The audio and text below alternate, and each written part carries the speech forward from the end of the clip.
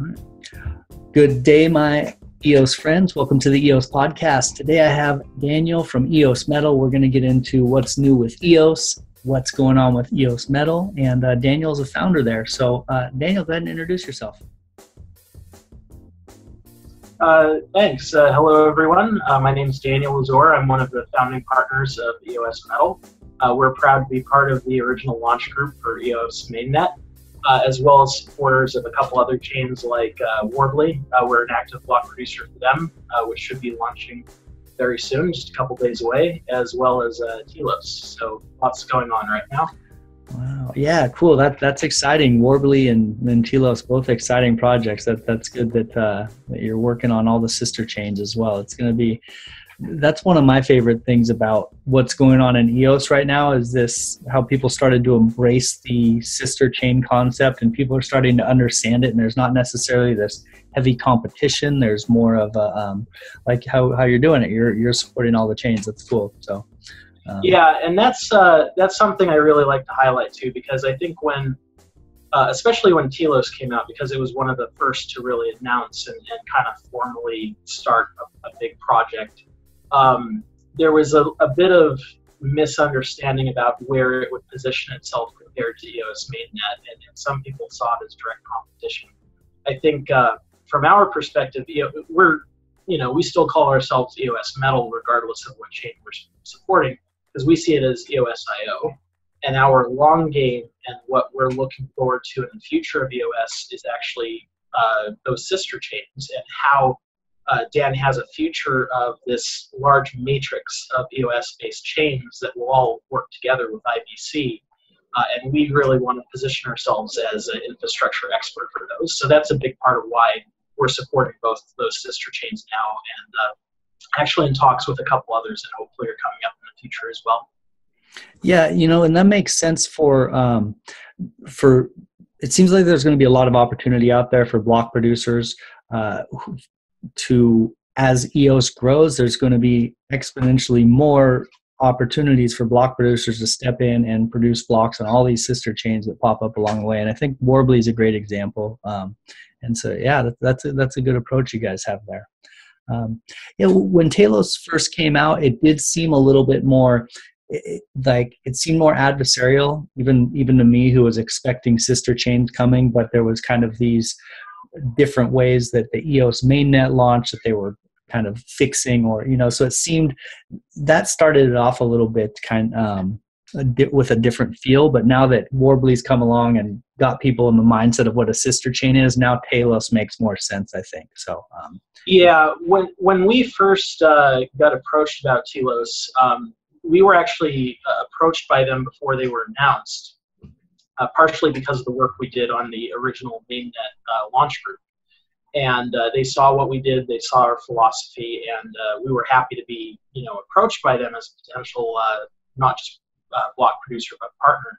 The reason we decided to join was largely because they were interested in moving forward on some ideas that had been discussed on the mainnet, but really didn't take any traction, either because it wasn't something that directly came from Block 1 or Dan Larimer's vision, or it was something that was considered controversial that a lot of block producers on the mainnet didn't want to take a position on. Things like rotating standby BPs through active slots on a regular cadence to make sure they could actually produce blocks. Mm-hmm. And that's one of the key features that Telos is using in order to ensure that all the block producers that are registered and accepting votes actually have the network infrastructure needed in order to actually produce blocks, which sadly is that's a question for some VPs on the mainnet. So that's just one example, though. There's a number of things that they're trying that I'm starting to see conversations now on the mainnet amongst VPs at least take place about, hey, Telos tried this out, maybe this is something we should look at for the mainnet. And although I think that's going to take quite a bit of time and, someone like Dan Larimer to sign off on it or show support for it, I'd like to see it head that direction once Telos kind of presents it as something that works. And again, that's kind of what excited us about Telos. They're trying different things. And for us, since, again, our long-term goal is to be a blockchain infrastructure provider, and dedicated to being experts in that space, Telos also gave us a chance to basically do a launch group for the second time on EOS.io. So by being part of that group and also Warbly, we're one of only a few BPs that can claim we have experience now launching EOS for 3 separate blockchains. That includes the test nets, stage testing, organizing different launch styles and security principles, and now as of this week launching the second chain, which will be Warbly, and soon Telos. So again, that's kind of our big overarching picture and why we're supporting those chains, but we always intend to be focused on mainnet. So, that's not a factor for us. Mainnet is still key in terms of our long-term goals too. Yeah, and as the inter-blockchain transfers come through, I think it'll kind of start to be, one big ecosystem as a little bit more separate before we have inter-blockchain communication. So you mentioned that Telos has this idea of rotating BPs through to produce blocks. And so that, I guess that's twofold, because on one end, it's making sure that all the standby BPs are active or that they're ready to produce blocks. But on the other end, from a BP standpoint, it's a chance to earn some rewards. Is that enough rewards to kind of keep them afloat? Is that the other end of that? Well, the economic model on Telos is quite a bit different. So all the active block producers are paid the same amount, whereas in mainnet, it's entirely based on your vote. So folks at the top of the active producers are making more than the bottom 21st producer. Same thing as a standby. You can be making a wide range of potential rewards. So what Telos does is it gives you a set amount of rewards if you're an active producer, and also a set amount of rewards if you're a standby producer, up to a certain threshold of producers, in order to ensure that everyone's getting enough money to actually function. And there's not quite as a propensity for ruthless competition to get votes. The other thing is the vote weighting on Telos is very different. So you're actually, you get more voting power the more BPs you vote for. I think they call it inverse weighted. So if you only vote for one block producer, your vote does not count for that one block producer as much as it would if it had been one of 30 votes. Yeah. So you're actually incentivized for voting for a full 30 BPs to ensure that you're putting enough votes out there to represent the network. Because ultimately that's what voting is all about. You want to vote for block producers that are going to ensure you have a robust and stable network, so that you have a reliable blockchain. And sometimes voting gets lost in other topics or politics or popularity, but at the end of the day, it really is about voting for the block producers that are going to represent the community in the best way for your actual infrastructure. So voting for a full 30 block producers makes sense for anybody who's voting, since you want to try to establish what those top 21 are that you support, and a couple of extra standbys. And that's a big part, by the way, as to why Dan Larimer's pushing for increasing the cap of voting on the mainnet, which obviously hasn't gone anywhere yet, but that's something he's been very public about supporting. There have been talks about upping it to 50 votes per token, or even maybe removing a cap altogether, and just whoever you vote for is who you vote for. Sorry, got off on a tangent there. No, that's the type of stuff that I'm that I'm interested in learning, especially about the differences in the Telos blockchain, because I haven't found I haven't dug real far into it, and I haven't talked to someone about that yet. So yeah, I'm really interested in that stuff. I know something else that they did was they capped the airdrop at 40,000 EOS. Is that right? So that there's not giant holders within the system. How do you see that playing out? Right. Well, that's an interesting one, and I've talked to token holders that have over 40,000 that support Telos, and those that are adamant against that idea. But generally speaking, most of the token holders I've spoken to, either it's no impact to them because they don't have 40,000 EOS as a snapshot, since we are basing Telos off the Genesis snapshot, but by far the voters that do have that many votes or more than 40,000 are still recognizing it as a new economic opportunity. Because at the end of the day, Telos is about, you're getting another blockchain with more tokens. It's not like Telos is taking away your EOS or devaluing your EOS. In that effect, it should be considered a sister chain rather than a fork. So even though they're doing effectively what's an airdrop based off the Genesis snapshot of EOS, it's not intended to replace EOS in any way. It's another avenue for developers to get applications released. And that's another focus of Telos, is making sure that the economic model for developers to release dApps is much more incentivized on the Telos network. So the idea is that it would be cheaper for a developer to release a dApp there, and that dApp could still, through IBC, interact with the EOS mainnet without necessarily having to support the expense necessary of using EOS resources based on the number of tokens you need. Okay, so they're looking at actually kind of being possibly a host for some dApps because of the cheaper fees, and then through inter-blockchain communication be able to be used on the mainnet, but kind of being the transactions hosted and put onto the Telos blockchain. Right. So for them, the RAM market is going to be slightly different. Obviously, the token price is going to be completely different. It's going to be established by the market. Probably a safe bet that it'll be less than EOS. That's just a given.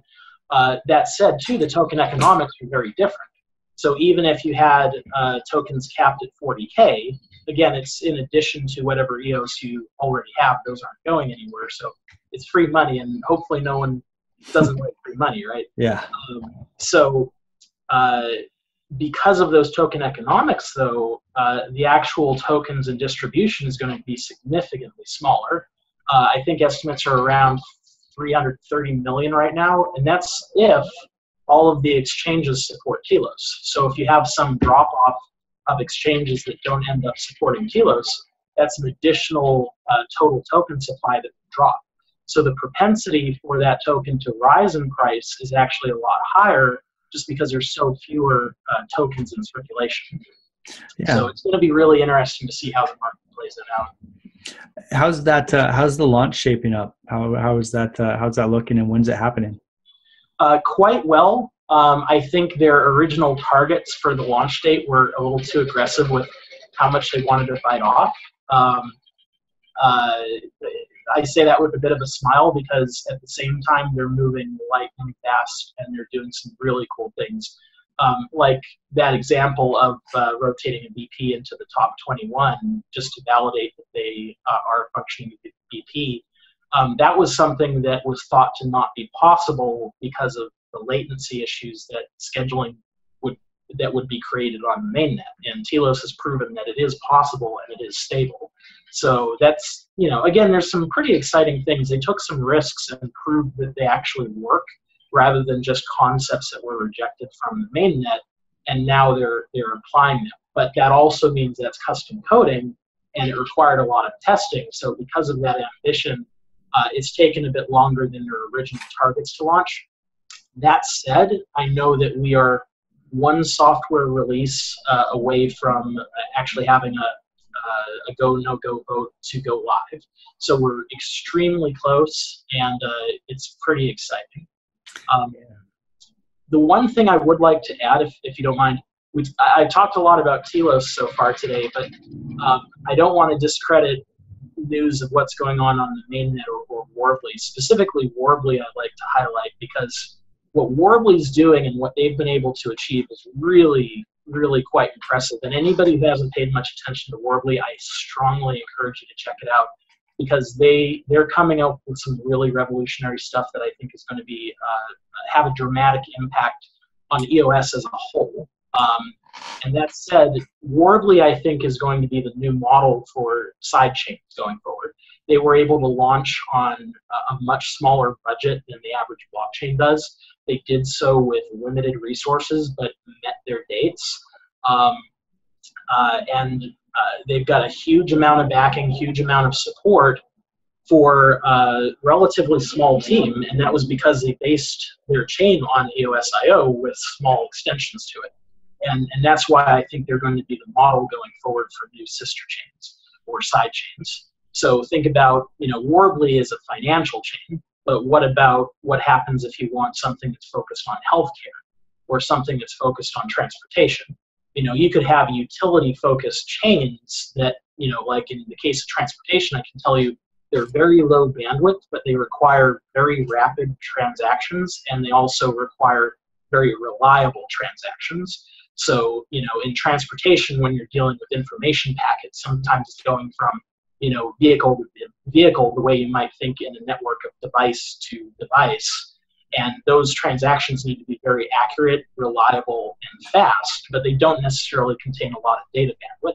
So think about taking EOS IO and now optimizing that for that kind of network infrastructure and operating it as its own chain, even if it interacts now with EOS IO. And that transportation chain can also have its own network resources that chain's token represents, the same way Telos has a token, Warbly has a token, and EOS has a token. We always fall into the trap of speculating on the token price, but at the end of the day, when you look at EOS IO, you have to think about it as the network resources that it represents, because that's really how the valuation of that token should be driven beyond speculation. So now imagine that same scenario. You could have a transportation-focused chain. You could have a healthcare-focused chain, a legal-oriented chain. You name the market, you name the industry, and you could have a potential side chain for it. Because with every side chain, you're now increasing dramatically the number of network resources you have, and that creates this beautiful hybrid and matrix of EOS chains that will eventually allow the kind of application support that Dan's talked about in some of his earlier visionary talks about where EOS is going. So, and that exactly is why we support all these side chains right now, because that's where we see EOS going in, the next year, 2 years, where you're going to see this large matrix of EOS-based chains, and those guys all need professional network infrastructure, not your average Bitcoin miners. This could potentially get to the point that you see entire data centers dedicated to EOS-based block production, and that's exactly where we've tried to position ourselves. Wow, yeah, that's a huge thought, and that's the grand vision. And so yeah, I think you guys are seeing kind of what Dan's seeing as far as all these sister chains going, and that transportation chain is a great example how you used it there with the smaller packets that need to be rapid and really accurate, but aren't necessarily the same way that they don't have a lot of information with them. And that's even, would you even say that could be, not maybe just a transportation chain, but maybe a company specific transportation chain? I mean, if we're possibly talking about self-driving cars, let's say Tesla wanted a Tesla chain to run all of their, maybe they'd build one to run all of their automation on or something like that. I mean, yeah, right. It could be. Yeah, it would be interesting. I always use an analogy of something like a Facebook or a Twitter, because most people can recognize just the sheer bandwidth of not just, the throughput of messages, but also, the intense amount of resources that are needed to drive that application globally. Mm-hmm. So you can totally have chains that are going to be dedicated to specific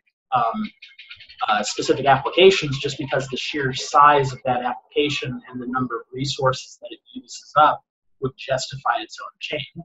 Now, that chain could technically not even have its own token. So let's say you have a side chain that's simply there to add additional resources to EOS, but it's still running on the EOS token, because that EOS token is then used through IBC and moves off the mainnet to this side chain or this sister chain. So just because you have a side chain with these additional network resources doesn't necessarily mean you need a token. Generally speaking, most people would want the token, though, because that means, a new market for speculation, a new way of managing how those resources are allocated.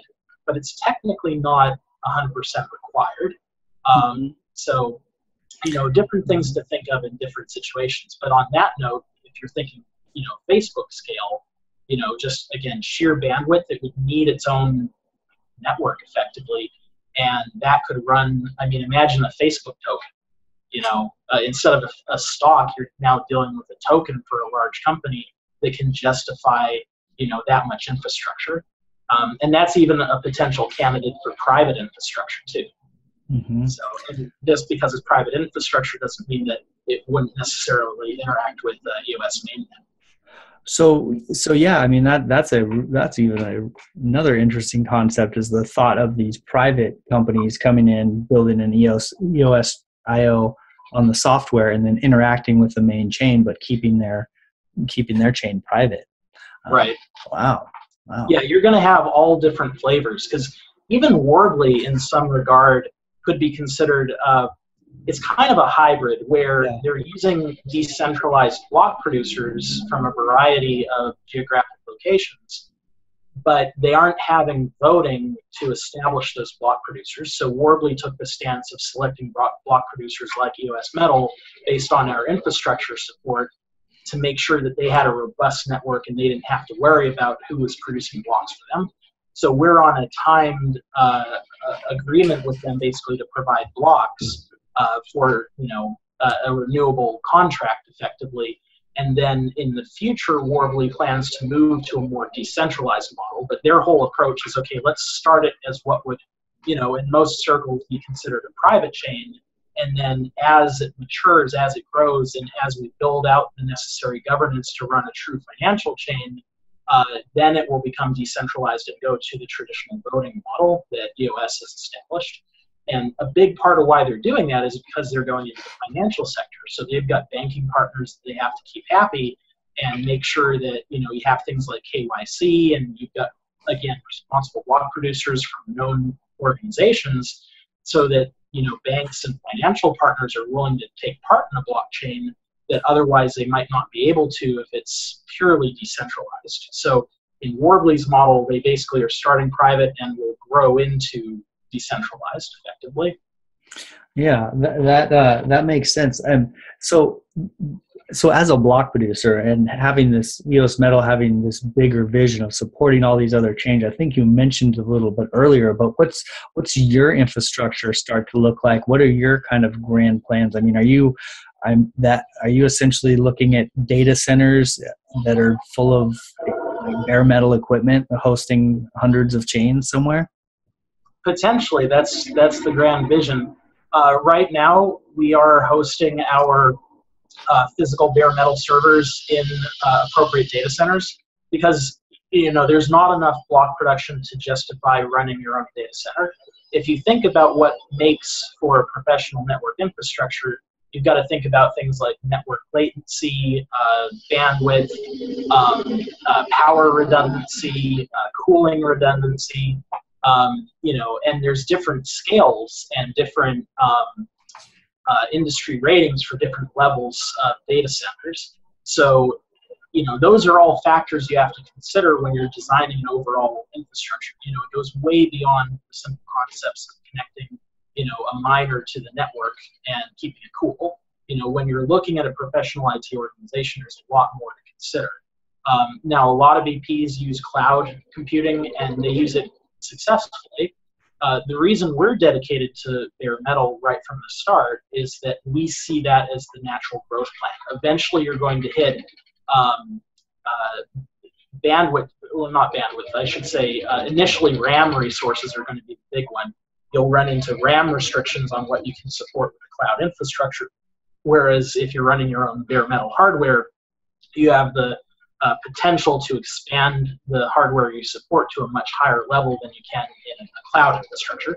There's, of course, exceptions to that, but we believe that a good network has not just decentralization in terms of organizations, but it should be geographically decentralized, and it should also be technologically decentralized. So for us, we chose bare metal, and that's by no means a knock on anybody who's using cloud infrastructure. But we do believe that we should have a lot more variety of infrastructure. I think right now the majority of the top 21, last I checked at least, are running on AWS as an example. Amazon's hosting. There's a few on Google's hosting. I expect that number to grow with some recent infrastructure updates that Google's added. But what you really want is a healthy mix, because once you have a majority of active block producers running on one solution or another, that's in a way a form of centralization, depending on how you look at it. So let's say Amazon one day gets a cease and desist from the U.S. government because they don't want corporate entities to work with, decentralized blockchains. What's to say that they don't just suddenly cut all those accounts one day? It's a huge hypothetical. It's unlikely to happen, I agree.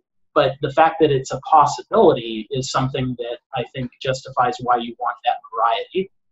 We take it a step further beyond just decentralizing in terms of wanting more bare metal representation on EOS Metal.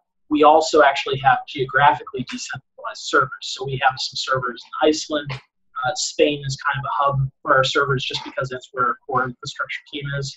We also have servers in France and Germany that represent various servers, backup servers, front-end API nodes, things of that nature. So if at any one point, you have a geopolitical situation happen in the country and they shut down, we actually have infrastructure across borders that would allow us to keep ourselves running. To us, that's kind of the ultimate form of decentralization. That also means that we're not going to be isolated to any one single data center.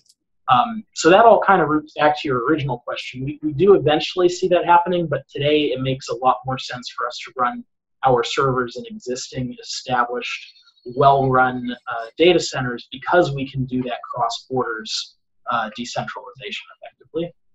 Yeah, that makes sense. I was running a Steemit witness node on a server through Privex in Germany.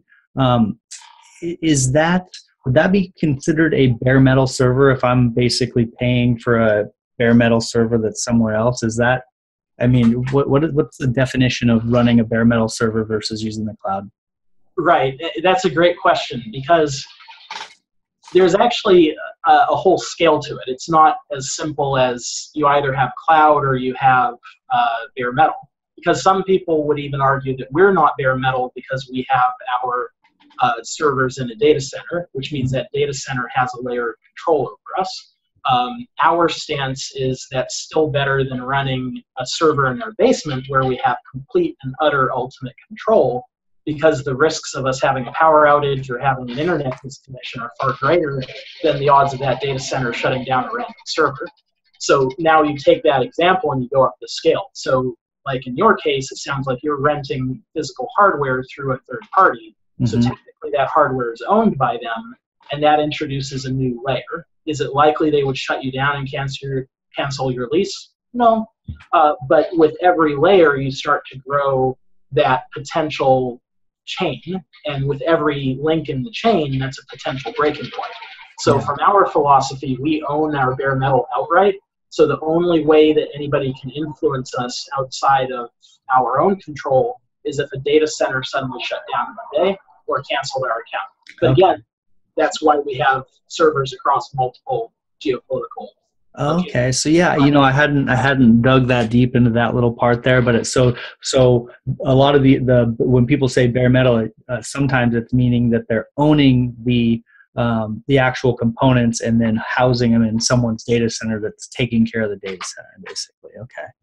All right, cool. Well, keep learning. I know it's getting a little noisy behind me. Hopefully you can still hear me okay. Yeah, you're coming in all right. I mean, it's worth it for the beautiful view. And for people who are just listening to the podcast version, the little bit of city noise you hear and the sirens every once in a while are the cityscape that's stunning behind Daniel right now. Where are you again? I'm out in Jacksonville, Florida today. Myself personally, I live in the Los Angeles area in California, but our team, we're a true DAT. So I'm the only guy from the USA. Everybody else is either in Europe or we have someone from India on our team as well. Eventually, we want to expand and have representation across more continents as well, because we feel it's important. Just like we're talking about our decentralization of servers, geographically, we want a truly geographically diverse team as well. So as we grow, we want to hire more people from more locales. Yeah, that's a good idea. It's such a global community. It's one of the really special things about EOS. It's a total game changer. And so yeah, that's cool. I like the thought of BPs having their own little global communities within the company too. It's pretty cool. Yeah, it's amazing how many miles I'm logging. I think I've traveled more these 2 months than I've traveled in the last 2 years. Yeah, well, that means they must be doing big things. That's good. That's good. So on the data server, because I've had one more question on this. So we have this possibility of this centralization with a lot of BPs using, let's say, AWS or Google, and as all these sister chains expand, they may be holding a lot of the power to like maybe hundreds of blockchains, let's say, at some point. Do you see that opening a door for some sort of competitor to AWS or Google, where they come in and maybe they're just a cater to the decentralized community and have their all their systems free of any government control? It's funny you mention that. That's actually one of the models that we're looking forward to in the future. So, Well, we establish ourselves as professionals in the space from, professional IT services perspective. We're not just looking to get involved in, a cryptocurrency and try to make money from that cryptocurrency. We really want to specialize in the infrastructure space. So one of the things that could potentially come in the future, and we wouldn't necessarily do this as EOS Metal, but it could be a collaborative effort we do with others, because even doing it as EOS Metal could be a form of centralization. So we're very respectful of that fact. So what I'd like to see in the future is a service like AWS or Google Cloud that's actually more catered to the blockchain space. And that raises a bunch of interesting questions, like, well, how do you do that and at the same time maintain decentralization? And my personal opinion is I would like to see something that's similar to a model of like an ADP was for the EOS IO launch and what's coming up with Telos. Like in Telos, we have ADPs. There's 6 of us. We were fortunate enough to be one of them, and none of us know who the ADP is going to be. It's completely random, so no one person could potentially be an attack vector. So now take that same concept and apply it on a global scale of data centers. Maybe these data centers are running chains and running infrastructure for block producers that don't even necessarily know which chain or which block producer they're representing at any one time, and it's cycling. That way you can maintain a data center with an anonymity to the blockchain it's supporting and the individual parties to that blockchain to ensure that it's truly decentralized. Those are some very loose ideas. I mean, there's a lot that has to be fleshed out on it, so please don't quote me on it. But I like where your mind's headed, because the more we rely on large corporate entities like Amazon or Google, this is probably a very unpopular statement amongst my fellow VPs, but I just don't see decentralization and hosting services from Amazon or Google in the same sentence. That's just my personal opinion, and it's why we are dedicated to bare metal.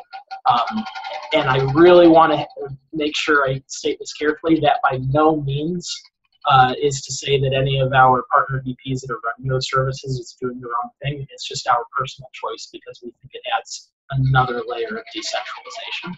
Yeah, well, I mean, and it's good you take a stance there, because every VP has something they're bringing to the system, something they're offering of value, some sort of North Star, and that sounds like it's part of your guys' vision. So it's not, it's we've got an abundance mentality in EOS. There's enough for everyone to do something special. So very good way of putting it. Yeah. So is EOS Metal, is that where your name comes from? I mean, is that what EOS Metal is basically part of that vision?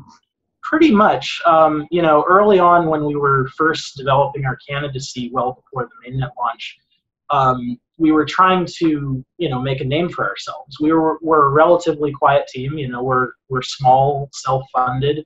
We've got no outside investors. We didn't have a budget to hire marketing firms or, even have branding experts. We had a little branding snafu in our earlier days because we accidentally used something that was trademarked. So, we're IT guys. We were focused on running good, clean, pure infrastructure and producing blocks in as unbiased a way as possible. And we thought that would resonate well with the voters. As I mentioned earlier on in the call, to us, the vote is really about putting your voice behind the network to ensure that it has the most robust infrastructure so that it has the potential to grow both in terms of its value and in terms of how it's utilized. So the vote's important to ensure that that infrastructure is as solid and future-proof as you're able to. So that's a big part of why we went with the marketing approach we did. Originally, we were going to be something like EOS Spain because that's a hub for our main infrastructure guys. But my own personal concern was we might get lost in the mix because so many people are either branding their VPs by the country they were with or by the city they were in. And I thought, well, let's stand out. Let's take a stance about what we are, really where it's at, so we're not even geographically centralized. And our philosophy was to have that, again, geopolitical decentralization. So we shouldn't talk about geography in the name, and that's why we ultimately went with EOS Metal. I'm not sure how well that hit with the community. Some people get it, and some people seem to not. So, but it's our name, and it's become our brand, so we're sticking with it. Yeah, well, it's recognizable, and it's sticky because it's a little different, and with the bare metal servers talked about so much, I think it makes sense. So I like it. What'd you say about you said the word DAT, decentralized something? What is a DAT? You said that. Yeah, it's a decentralized. I hope I quote this correctly. Decentralized autonomous team. So in other words, we're individuals that make up the overall team structure of EOS Metal.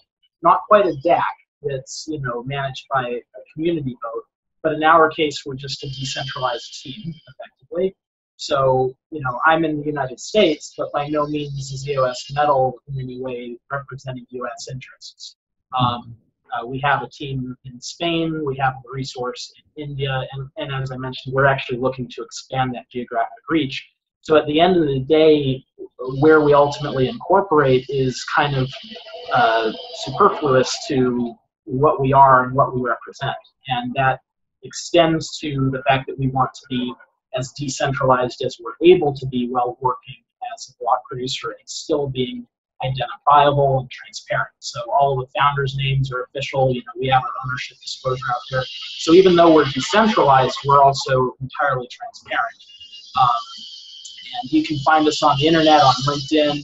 We're real people, and we're looking to do this full time. And transparency and identity are an important part, despite the fact that we consider ourselves decentralized.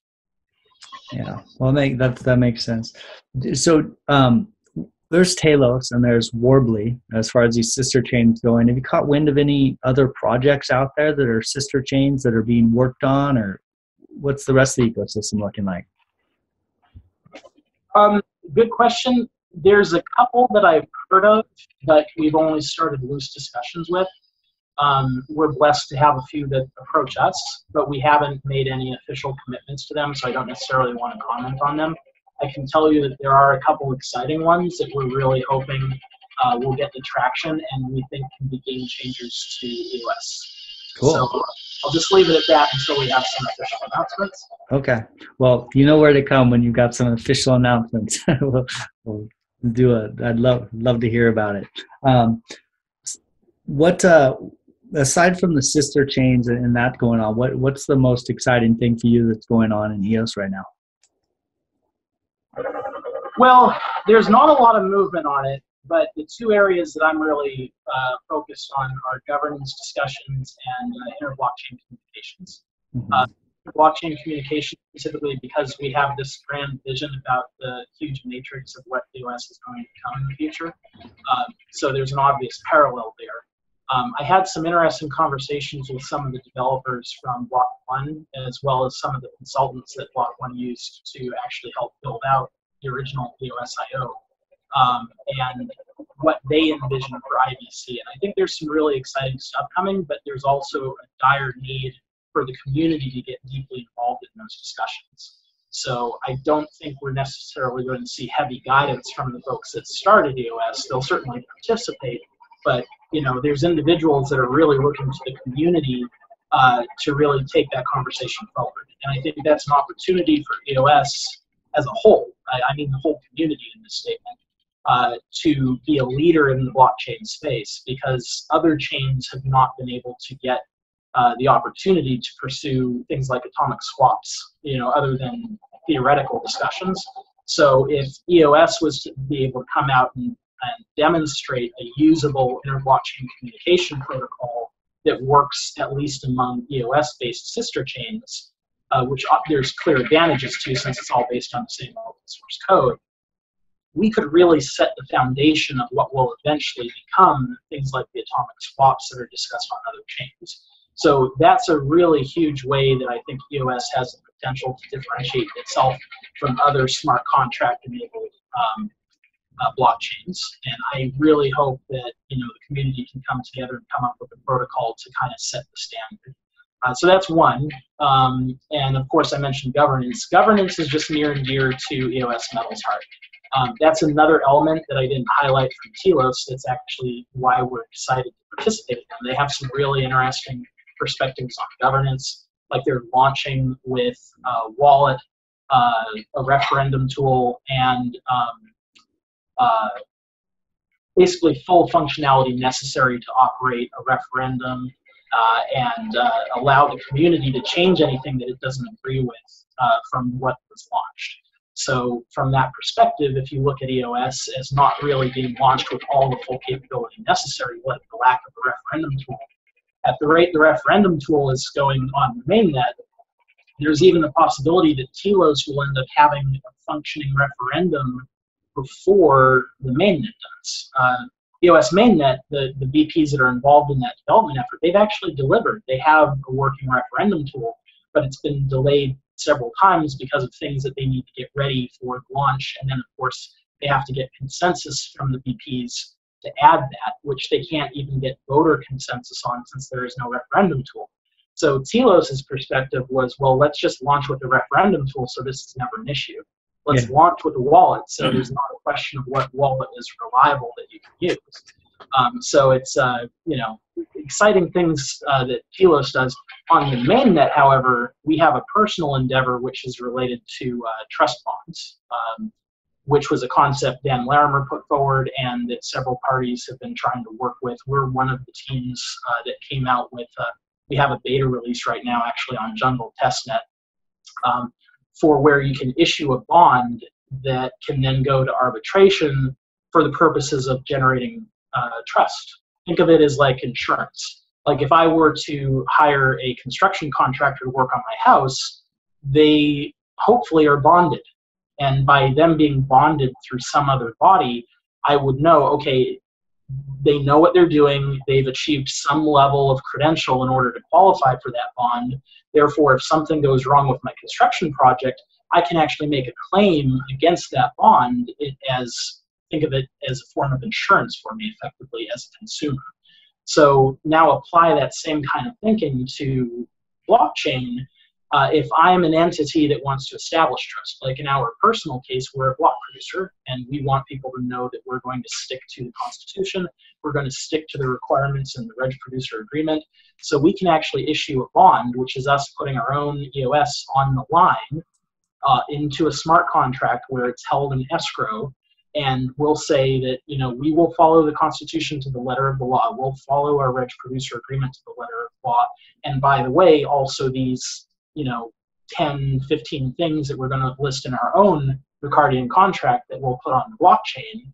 And if we break any one of those three elements, then anybody can make a claim against us and get some of that EOS as like a reward or a bounty, huh? Yeah, effectively. And so that's a way for users to say, okay, hey, EOS Metal, they mean business because they put up several thousand EOS as a bounty to say, Scout's honor, we're not going to do anything wrong here. And we're here to run a proper network and follow the rules. And hopefully in the future, you can start to see different VPs and almost rank them by, okay, who's actually willing to put their money on the line and represent that they're really doing what they claim to be doing. Now apply that same scenario to an application, a dApp. If you've got a dApp that's actually transacting EOS and you want to make sure that that developer is not going to run away with your EOS, hopefully that DApp could get a bond initiated to say, hey, if I ever cause you to lose EOS, you can make a claim against this bond. And by the way, this bond is certified by a code reviewer in order for me to even qualify for that bond. So again, it's a way of establishing trust for the users. It's a way of establishing some kind of remittance and reward if you lose EOS in the situation when that bond's claimed. Those are pretty basic concepts, but the beauty of it is this has a potential to expand to a lot more than just simple bonds. It can be, peer-to-peer contracts as well. So like, let's say I'm here for an interview with you and I dedicated to not waste your time at this particular time slot. I can send you, a very simple Ricardian contract on chain and say, hey, Scout's Honor, here's 20 EOS, I'm going to be on time, and if I'm not, you can claim it. Or not on time, you skip out on me, however. We don't want me owing you money on this one, man. It was an easy That's good. So, but, you think about it in simplistic terms, this can basically take the place of like an escrow market by that regard. Yeah, I mean, it's a huge idea. It changes social interaction. I mean, absolutely. Those are amazing, and those are amazing examples. I mean, that's fantastic. Well, and let me throw one last one in there. It has the potential to become a new credit market. That's bloody huge. If you think about the ways that this can be applied, you can actually now lend your EOS via a similar smart contract as the bond contract, but now it's establishing a credit market. So there's ways that we have to still figure out the logistics of how that's going to work, but growing into the credit market space is where this is eventually heading. And I think that has potential to be huge, especially on chains like Warbly, which is financially driven.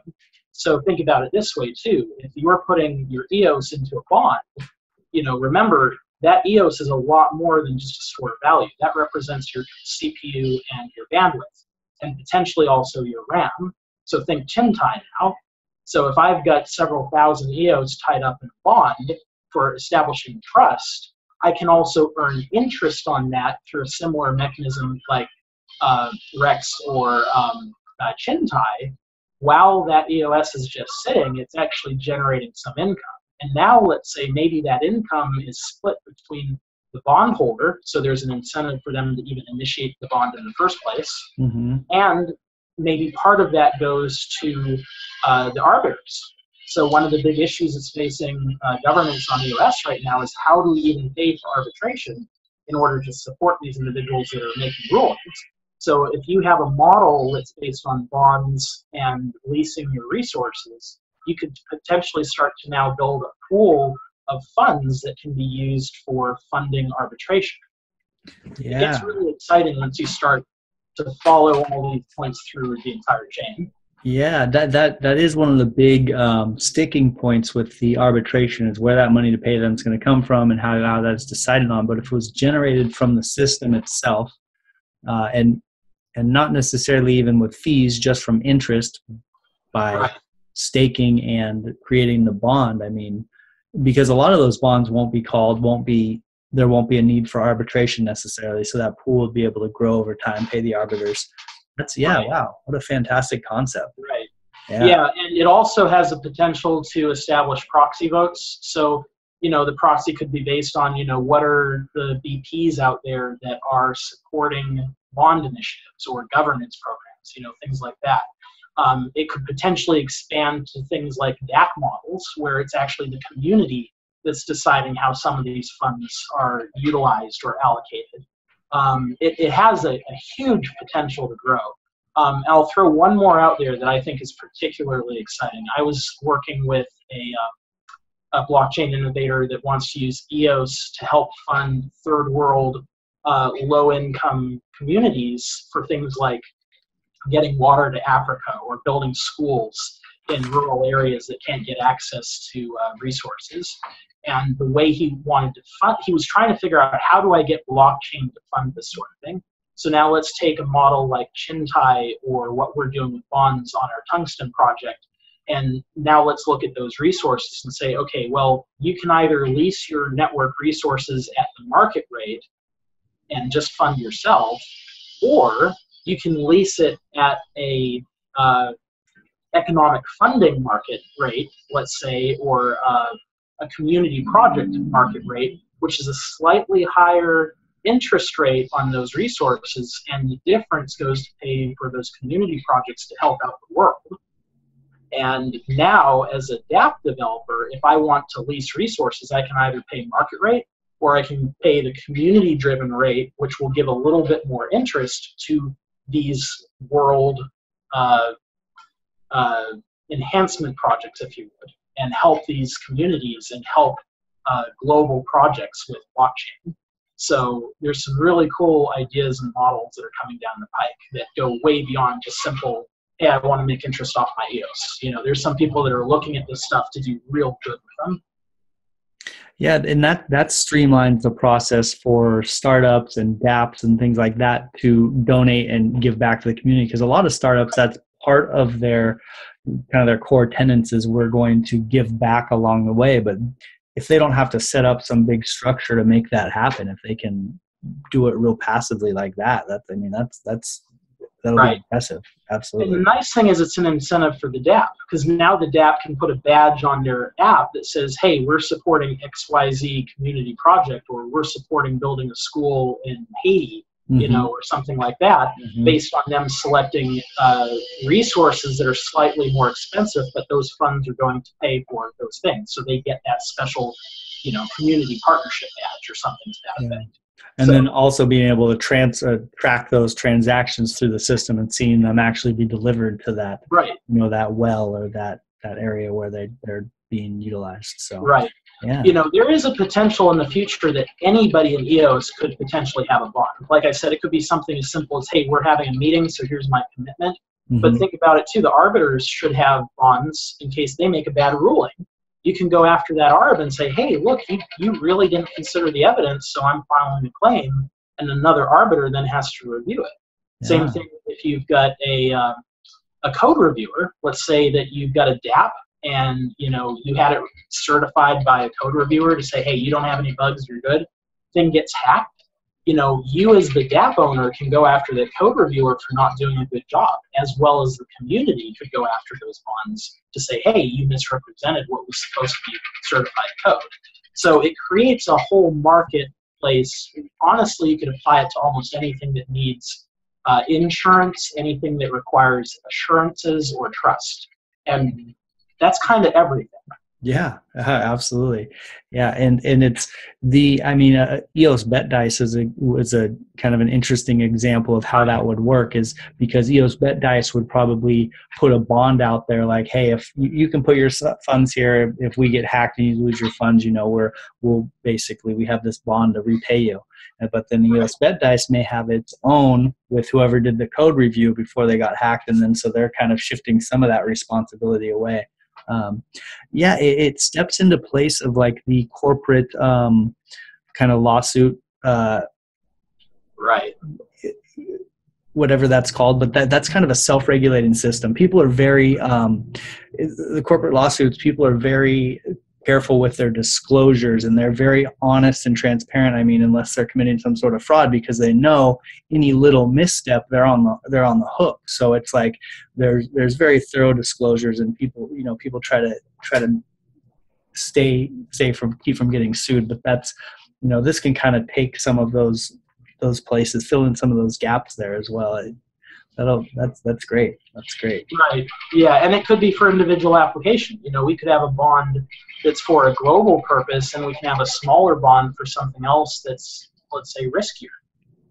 You know, so there's a lot of ways the model can adapt and solve solutions that are otherwise not being taken care of in the world today.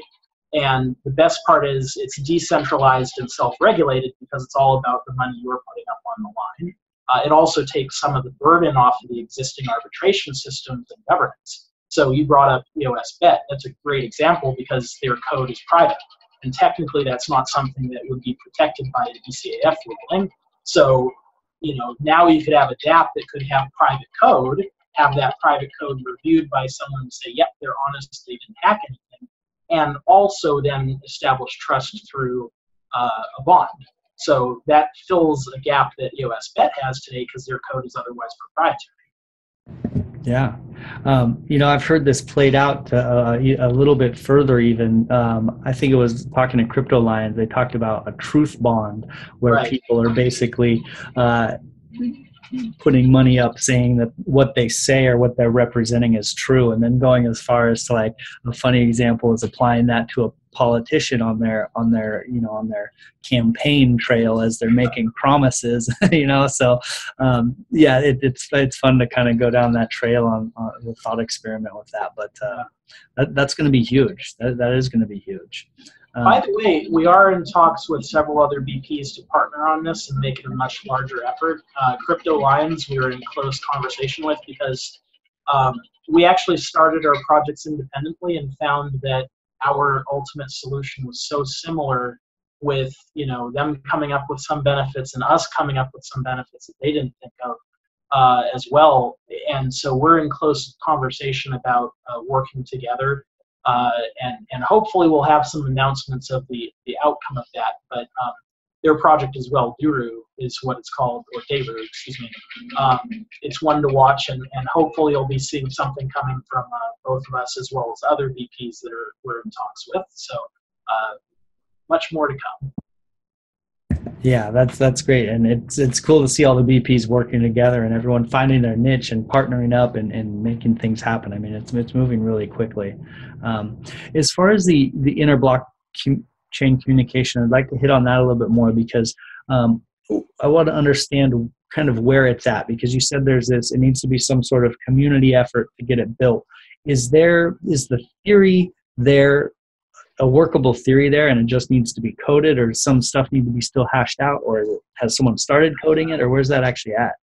I'm not aware of anybody who's actually developed code. I'll be honest, I haven't checked in on the IBC threads on Telegram very recently, so maybe there's been some efforts that I'm not aware of. But as far as I know, it's all in a similar space as governance discussions on the governance channel, where lots and lots of talk, lots and lots of theory, and one day we'll see something come of it. So I will share that I had an interesting conversation with one of the developers of EOS.io and where he sees IBC headed. And he was actually the one that really highlighted the need for the community to come together and establish something. Like, when you think about the internet, you don't think about all the protocols that run it in the back end that allow all of our devices, computers, server infrastructure, network communications technology, for all those things to seamlessly communicate with each other. They're all running on protocols and established standards. So even though we're talking about a decentralized world, in order for us to truly achieve things like inter-blockchain communications, it's going to take some group that's hopefully community-driven to come together and establish a standard like you might see from IEEE. In the case of the internet, we need an equivalent for that to establish, okay, here are the ground rules and here are the protocols for how these different chains can communicate with each other. And once that community effort's been established and you come up with that kind of protocol, then the various blockchain technologies can look at how to then apply it and adapt it. I think at this point, again, I don't know all the most recent active discussions, but as far as I know, everything's just at the idea phase right now. It's probably even more junior than governance. Okay. Well, it's down the road. We're only 4 or 5 months deep here, so. Right. I will say I firmly believe it's going to happen on EOS before it happens on any other chains, because the fact that you have open source EOS.io talking to each other on different side chains, the ease of being able to manage inter-blockchain communications is going to go a lot farther on EOS than it will on other disparate chains. So that's why I think we've got this opportunity in front of us that if the community can come together and put some real focused attention on IBC, we can actually be that community that sets those standards that then other chains would have to then meet if they want to communicate on EOS. which is the eventual goal. All chains want to be able to communicate with each other at some point. Yeah, and that'll be another huge thing. I can't wait to see what 2019 brings for EOS. It'll be this time next year. It'll be interesting to see how many of these things have been implemented and where we're at. What else is on your roadmap as far as EOS Metal goes at this point? Well, our bond project, which we codenamed Tungsten, has been taking up the bulk of our attention, unfortunately. So a lot of our other projects are kind of not much that is able to be announced. A lot of things are in discussion. One thing that we've been working on, I'm hoping is actually going to be announced tomorrow, and that's an effort that's sponsored by a number of VPs related to history data. So I can't say too much because there's going to be a formal announcement tomorrow, but there's roughly a dozen VPs that came together and saw an individual in the community come up with a really needed and really valuable idea that he even tried to pitch it to Block One, but they didn't move forward on it. So a few of the VPs saw what he was doing and said, hey, this is good for the community. We want in and we want to sponsor it. And we got enough VPs to sponsor it, so we're all going to be participating in funding infrastructure for this history utility that will be available to anyone in the space. So I'm hoping that'll be announced tomorrow with more details so you can see what it's about. I probably spilled too much already, but that's one effort. Well, this won't come out until Thursday, so you're. Oh, there you go. So it'll be perfect timing, yeah. You've heard all about it. Yeah. Let's see. We're working on a couple other tools and utilities. We're putting out some really important stuff, and we're putting out some fun stuff too. Like we have a little name utility that kind of suggests fun names that are available accounts on EOS. We're getting ready to integrate that with Scatter. So as soon as you do a little name search, like I can put in Daniel, and it'll come up with all the possible word combinations that work with Daniel to come up with a 12-character account name on EOS that's available. And it's kind of just a fun little utility. You get some really interesting names. It's got a bug in it, though, because it gave me a Virgin Daniel, and I don't think that was supposed to happen. But we're going to integrate that with Scatter, so if you see something you like, you can immediately buy it. We've got some bigger projects that are coming in the future, though, that we hope are going to be more community building. Something that we're hoping will become a proxy utility we're particularly excited about, but unfortunately we can't get too far with that until we get at least some production release going of the bond project. Yeah. Well, how many developers do you guys have working? It sounds like you're working on a lot of projects. How many developers are on your team? Well, and that's why we're not working on a lot simultaneously. We have actually one formal developer that's dedicated to just development, and then some of the founders in their spare time. While we're IT guys, we also have some development experience, and we want to learn how to develop EOS IO just as much as anybody who's interested in this space. So, if I'm not marketing or running operations for EOS Metal and I've got bandwidth, I want to be able to, code a front end or design a UX for something so that we can constantly be putting out utilities. It might sound like a small team. That's quite intentional, I might add. It's unfortunate that some VPs right now, it always amazes me to hear this, but there are some VPs in the top 21 right now that can't afford their staff salaries because of the EOS price. Early on, we really, this is partially why we're self-funded. We funded it out of our own pockets, running this VP for all the months leading up to the mainnet launch until we became standby VP. We foresaw that we needed to be able to run a lean, bootstrapped operation in the event that, what happens one day if the EOS price goes down? Well, we still have to be a reliable block producer for the mainnet if we can be relied on. So while we might not have millions of dollars in budget ready to go if the EOS price is down for a few months, the way we manage that is by running a lean team with experts that do a really solid job with the time they have. So, as EOS goes up in price and as more projects come along like Telos and Warbly, then we'll be able to add our infrastructure. And by the way, part of that too is we recognize we have to be able to add to our infrastructure and our teams to responsibly support all of these teams. So you don't want to, rob from Peter to pay Paul, so to speak. And so we need to make sure that we have the infrastructure and the teams necessary to run all these chains without, sacrificing any other support on another one. And that, again, goes back to our philosophy of being, first and foremost, a professional IT organization. So right now we're a small team in order to survive, I'll call this the lull of the bear market. And hopefully once we get more developers, and what you're seeing us do with one developer is going to multiply quite a bit once we actually get to upstaff some more. Yeah, well, I mean, you guys are doing great. You guys are doing a lot of great stuff, so producing a lot. So I look forward to see how it scales for you guys here.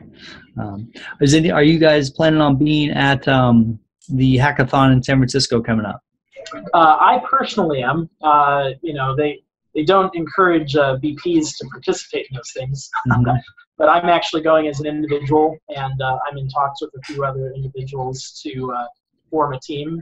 I'm super excited about it. Will you be there by chance? I will be there. Awesome. I'll be a mentor at it, so I'll be roaming around, hanging out with people. So awesome. I look forward to it. Yeah, I'm joining up with a couple of developers from Cal EOS.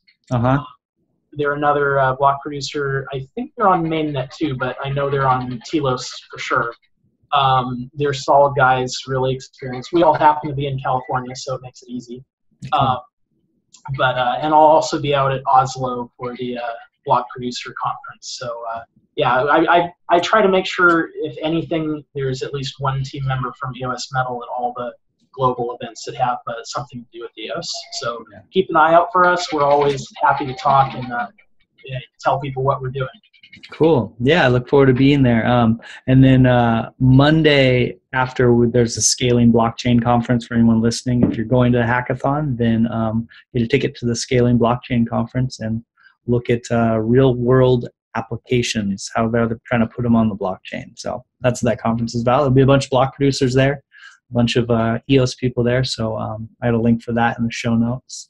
Where's a good spot for people to find you or EOS Metal, or what's the best spot for people to talk to you?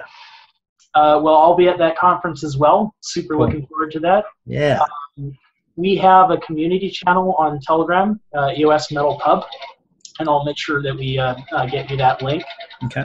We also have a special channel set up specifically for talking about community bonds. We share administering that channel with Crypto Lions and a few other VPs that are involved in the project. So that channel specifically is meant to be a community project. Once we're done with the bond project, it's going to be open source and released to the community to run as a community effort going forward. So we developed that Telegram channel specifically for people to come and give feedback on where they see bonds going in the future, and how to use them and how they can solve problems like this person that came to me about building these global initiative projects based on potentially a credit market. So the bond channel would be a great place to participate in that conversation. We're always open to feedback and ideas that will just make this better for everybody at the end of the day. And then finally, I just encourage you guys to check us out. We have a pretty simple website. It's pretty humble. That's because we're focused on one primary goal, and that's reliable, unbiased block production. So, you're welcome to get in touch with us on Telegram, by email. Myself, again, Daniel Lazor. I'm on Telegram as much as I can, and I'm sure if you guys spend any time around the governance channels, you've run into Tanish, who lives, breathes, and eats governance. He's on all the time, yeah. Yeah, so please reach out to us if you have any questions. We love to interact with the community any chance we get. Yeah. Well, I will put the links for all of that in the show notes, so anyone looking to reach out to EOS Metal. And those Telegram channels are so fun. It's even if you're not a really active participant, it's still fun to go through and see how these thoughts are, where people come up with them and how they're changed and tweaked, and how the communication and the debates go, and it's like watching EOS grow right before your eyes. I love some of those channels. It's fun to be a part of, for sure. Yeah. Where else can you interact with the founder of the chain? Dan Larimer's right there. Yeah. You can interact with him. So I think that's great. And I agree with you. It really shows the trajectory of EOS in terms of a community-driven project, which not a lot of blockchains can claim the same level of community involvement. Mm-hmm. Yeah, absolutely. It is always fun to see Dan dropping into the channels, and it's just like this little excitement going on. It's when he's in there throwing his ideas around. So yeah, very cool. So is there anything that we kind of on your roadmap that you'd like to talk about as we start to wrap up here? I think we covered them. If we do have some ideas about offering some educational programs, I think regardless of the channel or communication avenue out there, it's pretty clear that the entire community is just ravenous for anything educational related. So we've been in discussions with a few individuals about potentially sponsoring or potentially ourselves even offering some educational opportunities. I myself have even been a participant in some other block producer educational events, and I thought they were so great that we have to participate in this and add what we can to the space. So hopefully I'll have some announcements on that coming in the coming months. Again, unfortunately, I got to wait till we get a little bit further with the tungsten production release. And then we are in talks with a few team members that we want to add that I think will bring a lot more to our projects, hopefully specifically in the development space. And if you happen to have any Korean, Japanese, Chinese listeners, I'm actually going to be going on a trek through Asia in the next month or two to try to get a little bit more exposure to the Chinese community. So if anybody's watching this and has an interest in meeting with us while we're out there, I would absolutely love to do so. We're talking to a couple of other VPs about setting up some meetups potentially in Korea, and we're hoping to also do something in China. So if you guys are listening from that region, please do reach out, because we'd love to make sure that the meetup we put out is going to, meet the needs of that community. Yeah, in making it a global community. You guys are going for it. I like it. Well, thank you so much for your time and coming on the show, Daniel. It was a pleasure to get to know more about EOS Metal and your wealth of information. So it was a blast talking to you about all this. I feel like I learned more every time I do one of these. I'm learning more. I love it. So thank you for your time, man. I appreciate it. Great. I'm so glad to hear it was of value. Yeah, likewise. Thank you so much. And thank you to everyone listening. Let us know how we can serve you better as a VP. All right. Well, thanks for coming to the EOS podcast, my EOS friends. We'll talk to you later. Bye. The money is not the prime asset in life. Time is, and your time is just